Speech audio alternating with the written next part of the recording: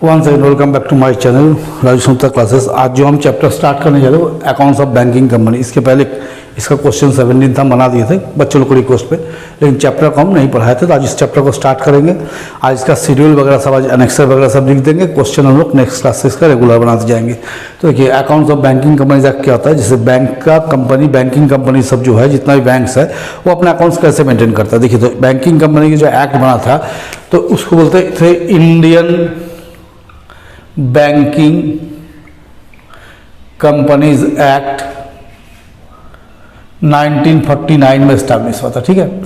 लेकिन इसको बाद में क्या किया, 1966 में इसको कर दिया banking regulation act, banking regulation act. इसका नाम बदल के क्या कर दिया गया, बैंकिंग रेगुलेशन एक्ट। पहले था banking companies act, Indian banking companies act 1949, इसको कर दिया बैंकिंग रेगुलेशन एक्ट 1949 का हो गया क्या 1966 में। अब क्या हुआ, 18 जनवरी 1991 में बैंकिंग रेगुलेशन एक्ट में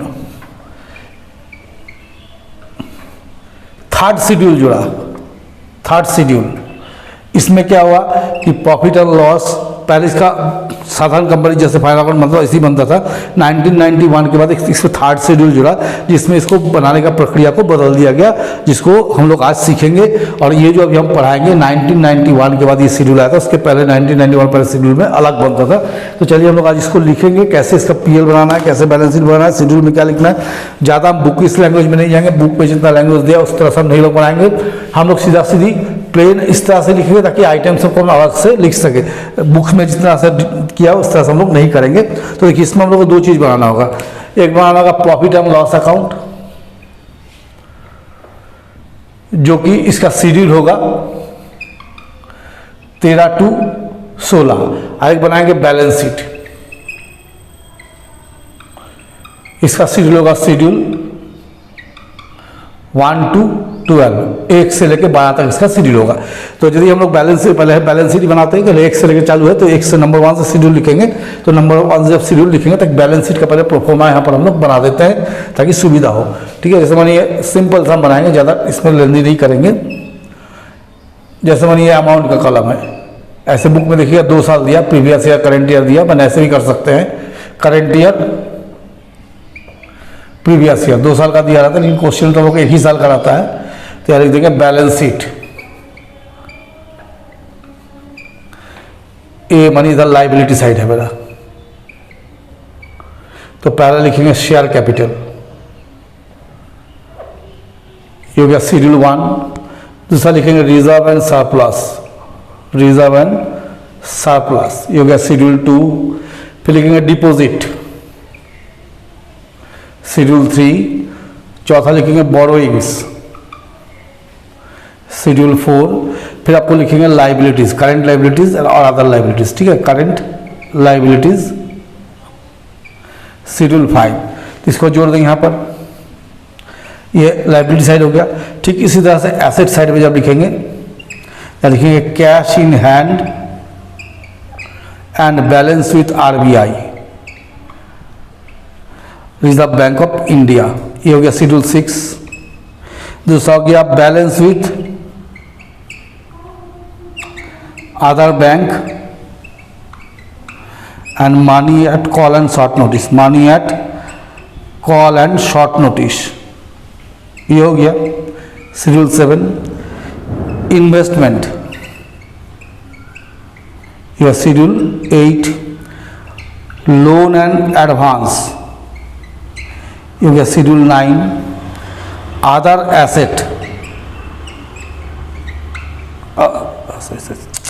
फिक्स्ड एसेट्स है ना, फिक्स्ड एसेट्स, ये हो गया शेड्यूल 10। अदर एसेट, ये हो गया शेड्यूल 11, जोड़ देंगे। और शेड्यूल 12 जो है वो हो गया कॉन्टीजेंट लाइबिलिटी, इसको हम लोग बैलेंस में ऐड नहीं करते, नीचे दिखा देंगे कॉन्टीजेंट लाइबिलिटीज, शेड्यूल 12, ठीक है। तो ये आपको बैलेंस शीट का परफॉर्मा हो गया। आप जैसे मानिए हमको शेड्यूल 1 लिखना है, या एनेक्सर 1 लिखिए या शेड्यूल 1 लिखिए, जो भी लिखिए। एनेक्सर 1 में क्या है, शेयर कैपिटल। तो इसमें हम लोग क्या करेंगे, देखिए हम बुक इस लैंग्वेज में नहीं जा रहे, बार बोला हम अपने हिसाब से लिख दे रहे। जैसे ऑथोराइज्ड शेयर कैपिटल कितना है उसको लिख देंगे, ठीक है, मानी ये कॉलम है इसका, तो ये ब्लॉक रहेगा। इशूड शेयर कैपिटल, कितना शेयर इशू किए हैं, क्या रेट से है, फिर ही बन जाएगा। सब्सक्राइब शेयर कैपिटल, जैसे कंपनी में बनाते हैं ना उसी तरह से सब्सक्राइब शेयर कैपिटल कितना है, कितना शेयर, कितना ईच, इसको भी ब्लॉक कर देंगे। कॉल्ड अप शेयर कैपिटल, कितना शेयर मांगा, कितना ईच, ये कर देंगे। और लास्ट में करेंगे पेड अप शेयर कैपिटल, हमको इसी से मतलब है, पेड अप शेयर कैपिटल, कितना शेयर्स है और किस रेट से है, इस सब का मतलब होता है। ये शेड्यूल 1, इसमें हम लोग क्या कर सकते हैं, नेशनलाइज्ड बैंक का, आधार बैंक का, तो सब नहीं किए, हम डायरेक्ट चले गए। फिर मैंने हम लिखते हैं एनेक्सर 2, जैसे हम लोग क्वेश्चन बनाने में सुविधा होगा उसी तरह बनाएंगे। एनेक्सर 2 में क्या आता है, reserve and surplus, reserve and surplus. तो जैसे इसमें हम लोग क्या लिखते हैं, मानी इसका भी कॉलम बनाते हैं। इसमें आएगा स्टैट्यूटरी रिजर्व, एडिशन में अगर हम लोग क्वेश्चन में करेंगे statutory reserve, revenue reserve, capital reserve, revaluation reserve,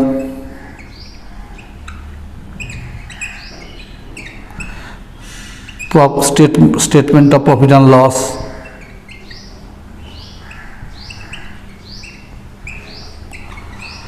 या सिक्योरिटी प्रीमियम रिजर्व, अगर शेयर में प्रीमियम है तो उसको ले लेंगे, ठीक है।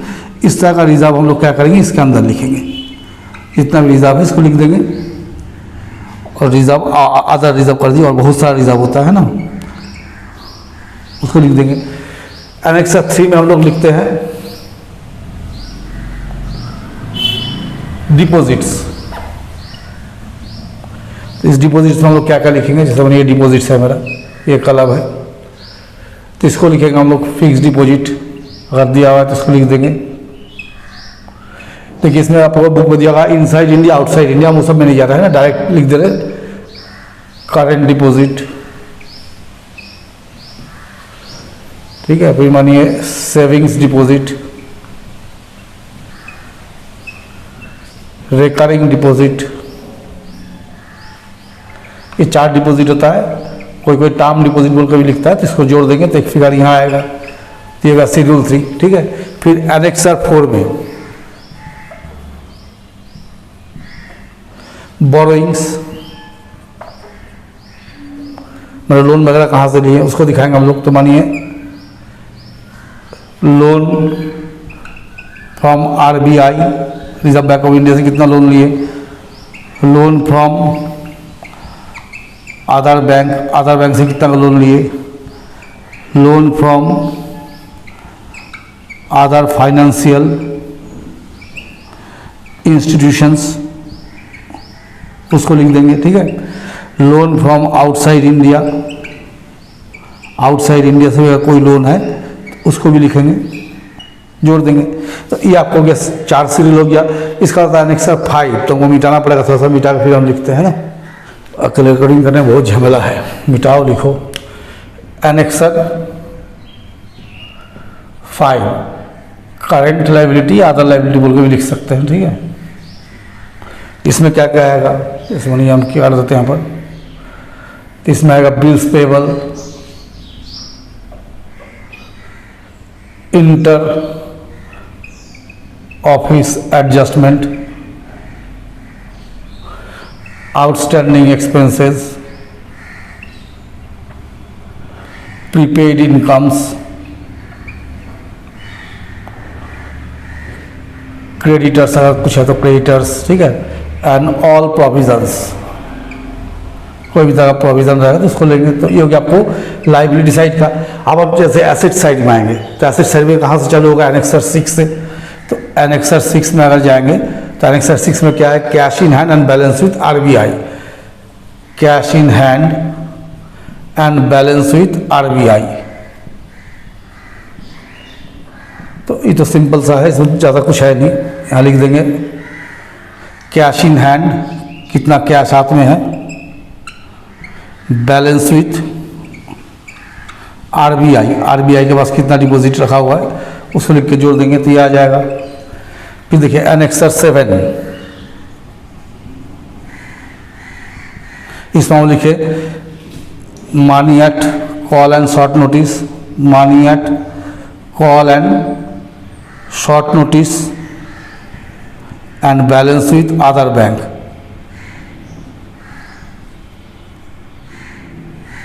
ये इसका शेड्यूल है ना। तो इसमें कुछ खास नहीं, यानी कि बैलेंस विथ अदर बैंक,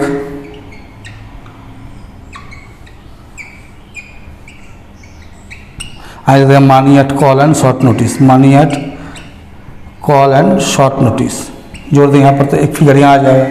फिर जैसे हम लोग चले जाएंगे एनेक्सर 8 में इन्वेस्टमेंट। तो इन्वेस्टमेंट तो कई तरह का हो सकता है, ठीक है, बहुत तरह का इन्वेस्टमेंट है, सबका नाम लिखना पॉसिबल नहीं है, तो हम लोग 2-4 ठो नाम लिखेंगे। जैसे मानिए लिखे हुए हैं investment in government bond, investment in foreign government bond, investment in shares और debentures, investment in railway colonial bond या स्टॉक, बहुत सारा का होता है, हम 2-4-5 लिख देते हैं। इन्वेस्टमेंट इन जीपी नोट्स, इस तरह का बहुत सारा इन्वेस्टमेंट रहेगा दिया हुआ, देखने से आपको समझ में आएगा किस प्रकार का इन्वेस्टमेंट है। तो इसको हम लोग क्लोज कर देंगे। फिर जैसे लिखेंगे एनेक्सर 9, इसमें हो गया लोन्स एंड एडवांस। इस कलम को थोड़ा ध्यान से देखना है।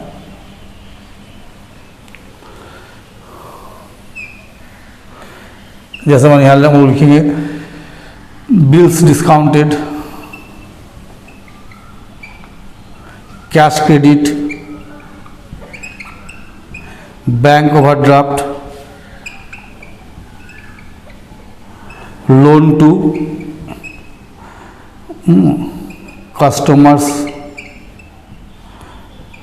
लोन टू अदर बैंक्स, जो जो आ सकता है जिसको लोन दिया है ना, एडवांसेस टू डायरेक्टर वगैरह जो भी रहेगा, एडवांसेस टू एम्प्लॉय, जो आपका है सारा इसी जगह में शो हो जाएगा, ठीक है।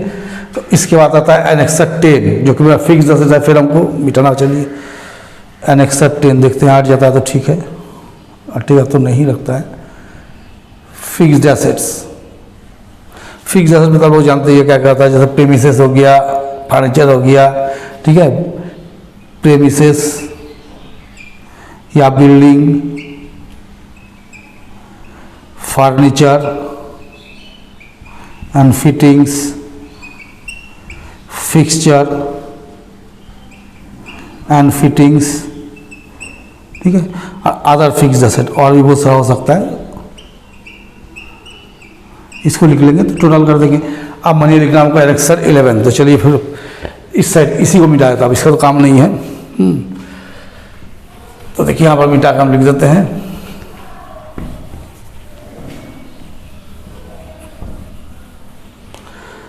Annexure 11 other asset.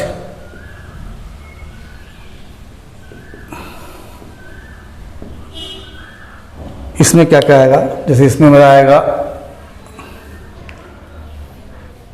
Inter branch adjustment और डेबिट रहेगा तो इसको दिखा देंगे यहाँ पर, ठीक है। Stock of stationery,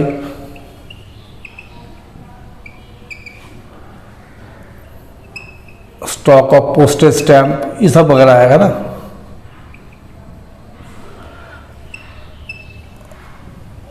other assets जैसे आउटस्टैंडिंग वगैरह कुछ रहा तो उसको ले लेंगे ना। तो ये आपको हो गया बैलेंस शीट का मोटा मोटी प्रोफॉर्मा। अब हम लोग नेक्स्ट काट के इसका इसको मिटा के फिर हम लोग प्रॉफिट एंड लॉस स्टेटमेंट और प्रॉफिट एंड लॉस में जाते हैं, तब तक के लिए बने रहिए। तो देखिए अब हम फिर क्या करेंगे, यहाँ पर प्रॉफिट एंड लॉस का बनाएंगे। तो चलिए प्रॉफिट एंड लॉस का बनाते हैं। उसके लिए एक चार्ट ड्रॉ करते हैं हम लोग। ये फॉर्म बी का है।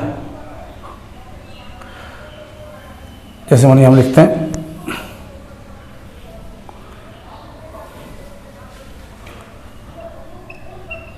Profit and loss account. तो जैसे मैंने ए में हम लिखते इनकम, इनकम का जरिया क्या क्या है पहले वो लिखेंगे। इनकम में आएगा इंटरेस्ट एंड डिस्काउंट अर्न्ड, इसको हम लिखेंगे शेड्यूल एनेक्सर 13 है ना, ये बनी एनेक्सर है अमाउंट। सेकंड लिखेंगे अदर इनकम, हो गया 14, तो दोनों का अमाउंट यहाँ लिख के जोड़ देंगे तो एक फिगर यहाँ आ जाएगा। फिर लिखेंगे बी एक्सपेंसेस,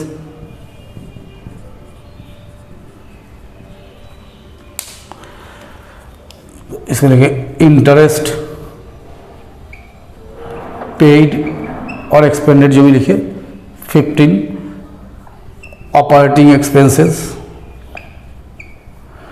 ये हो गया शेड्यूल 16। और थर्ड में लिखेंगे provision and contingencies, provision and contingencies, इसको टोटल कर देंगे यहाँ पर। यहाँ लिखेंगे A minus B profit, A minus B profit, कितना प्रॉफिट आ गया यहाँ लिख देंगे। अब यहाँ करेंगे प्रॉफिट एंड लॉस एप्रोप्रिएशन, जैसे transfer to statutory reserve,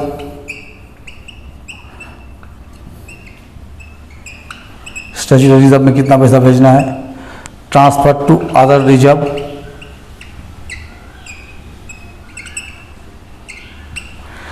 propose dividend और डिविडेंड पेड जो रहेगा,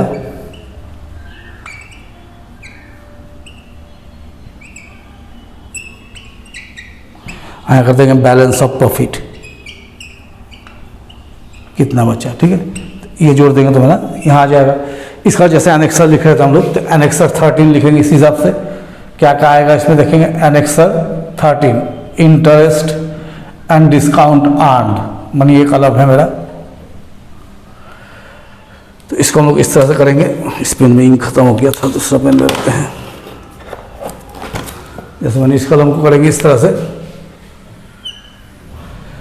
जैसे मैंने यहाँ लिख दिया interest received on cash credit, cash credit से बुझाया तो उसको लिख दीजिए इंटरेस्ट ऑन बैंक ओवरड्राफ्ट, अगर बैंक ओवरड्राफ्ट दिए तो उस पर लिखिए interest on loans and advance, उसको लीजिएगा। फिर डिस्काउंट ऑन बिल डिस्काउंटेड, इसको लिखेंगे यहाँ पर, ठीक है। और अदर डिस्काउंट चार्जेस, ठीक है, तो इसको जोड़ देंगे तो ये मानिए आपका शेड्यूल 13 हो गया। इसी तरह हम लोग चलेंगे एनेक्सर 14 में, इसका नाम है अदर इनकम। तो देखिए अदर इनकम में क्या क्या आएगा, तो इसमें हम लोग लिखेंगे कमीशन एंड ब्रोकरेज, इससे भी आय होता है, लॉकर रेंट, ठीक है। फिर profit on sale of investment, इसमें कोई लॉस दिया हुआ है इसको माइनस कर दीजिए, लॉस ऑन सेल ऑफ, यही एडजस्ट कर देना, अलग से नहीं करना है ना, investment. Profit on sale of fixed assets, इस तरह से ना, या profit on revaluation of asset, जो जो आएगा इसमें सब लोग को मिलेगा क्वेश्चन में, उस हिसाब से लिखते जाना है। तो ये हो गया आपको शेड्यूल 15 अदर इनकम का। हम एकदम छोटा छोटा करके लिख रहे हैं ताकि आप लोगों को सख्त तकलीफ ना हो बनाने में या समझने में आसानी हो, नहीं तो पूरा बुक इस लैंग्वेज में लिखेंगे तो बहुत दिक्कत होगा। देखिए इंटरेस्ट एक्सपेंडेड या पेड जो लिखिएगा, तो मानिए ये कलम है इसका, यहाँ लिख देंगे इंटरेस्ट ऑन फिक्स्ड डिपॉजिट, किस पे आप दे रहे हैं interest, interest on recurring deposit, interest on savings bank deposit, ठीक है। इस तरह का जो जो इंटरेस्ट पेड करे उसको हम लोग यहाँ पर ऐड कर लेंगे। नेक्स्ट हम लोग एनेक्सर, सॉरी ये तो लिखे ही नहीं, 15 एनेक्सर 16 ऑपरेटिंग इनकम एक्सपेंसेस है ना, ऑपरेटिंग एक्सपेंसेस। इसमें तो आप लोग जानते हैं बिजनेस चलाने में जो लगता है वो ऑपरेटिंग एक्सपेंसेस होता है। तो क्या क्या आएगा, जैसे बनिए salary to staff, rent and taxes, insurance, electricity expenses, दुनिया भर का है, audit fee, directors fee, stationery, postage, telephone expenses, जो खर्च हो सकता है, बहुत सारा खर्चा है जो आप लोग प्रॉफिट एंड लॉस में लिखते थे, और भी बहुत सारा, तो जितना लिखने का जरूरत नहीं, इतना ही लिख दे रहे अदर एक्सपेंसेस, ठीक है। तो ये हम लोग लिख के जोड़ लेंगे। तो ये हो गया मेरा शेड्यूल 13, 14, 15, 16। और एक प्रोविजन एंड कंटिजेंसी है, तो इसमें इनकम टैक्स वगैरह जो आएगा या कोई प्रोविजन पर डाउटफुल डेट्स वगैरह आएगा तो उसको हम लोग एडजस्ट करेंगे। तो चलिए आज हम आप लोगों को लिख के बैंकिंग कंपनी स्टार्ट के क्वेश्चन हम लोग नेक्स्ट क्लास से बनाएंगे। तो ये हम बैंकिंग कंपनी का डिटेल या सारा शेड्यूल एंड एक्सरसाइज सब लोगों को लिख के दिखा दिए। आप लोग इसको फॉलो कीजिए। बुक में क्या है, बहुत ज़्यादा लिखा हुआ है, outside India, inside India, with जब बैंक विथ अदर बैंक, तो उतना बच्चा कंफ्यूज कर जाता है। इसलिए हम कोशिश किए इसको जितना शॉर्ट में आप लोगों को दिमाग में जा सकता है याद रखना है, ताकि क्वेश्चन में इसी तरह लिखा रहेगा, उतना डिटेल में नहीं लिखा रहता है आप लोगों को बुक के हिसाब से। तो आप लोग इसको फॉलो कीजिए। अगर लगता है सर ठीक ठाक पढ़ा रहे हैं तो जरूर चैनल को सब्सक्राइब कीजिए।